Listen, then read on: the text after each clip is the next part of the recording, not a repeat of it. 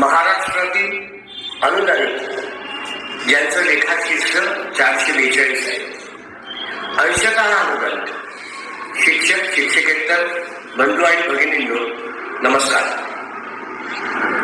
मी मागेच सांगितलं होतं की या पावसाळी अधिवेशनात ज्या ज्या लेखाशीर्षाला पैसे कमी होते त्यांची भरपूर तरतूद यावेळेस केलेली आहे. 442ला खूपच तरतूद आहे, त्यामुळे तिथं काहीही प्रश्न निर्माण होत नाही.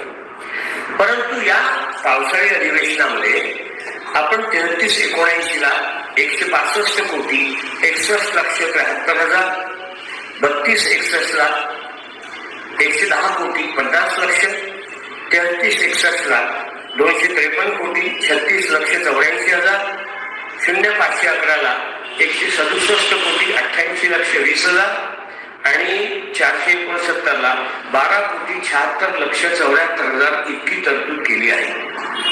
ही तरतूद वित्त विभागाने आणि विधिमंडळाने मान्य केली. मग तुम्ही म्हणाल आता पैसा कमी का आला? एकदम वित्त विभाग एवढा पैसा सोडत नाही. पहिले पैसे खर्च करावे लागतात. म्हणजे जानेवारी फेब्रुवारी मध्ये 2-3 वेळा मी पैसा सोडू शकतो हे तुम्हाला सांगण्याचं कारण. आता जो पैसा सोडलाय तो लवकर खर्च झाला पाहिजे. आता जो सोडला आहे त्यानंतर आताही परत मंगळवारी किंवा बुधवारी मी अजून एक लॉट सोडतोय या सगळ्या हेड करता. हा पैसा तुम्ही लवकर खर्च करा.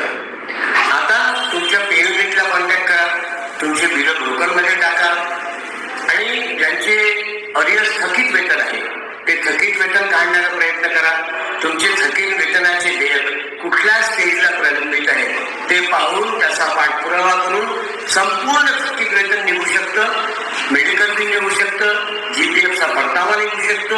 हे सगळं होऊ शकतं आणि तुम्ही ही रक्कम खर्च केली म्हणजे उद्या परवा अजून रक्कम पाठवणार आहेच.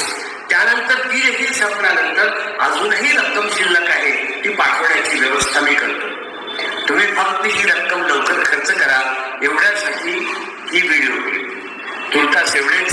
आपण फक्त पाठीवर हात ठेवून लढ म्हणा, मी लढतोय.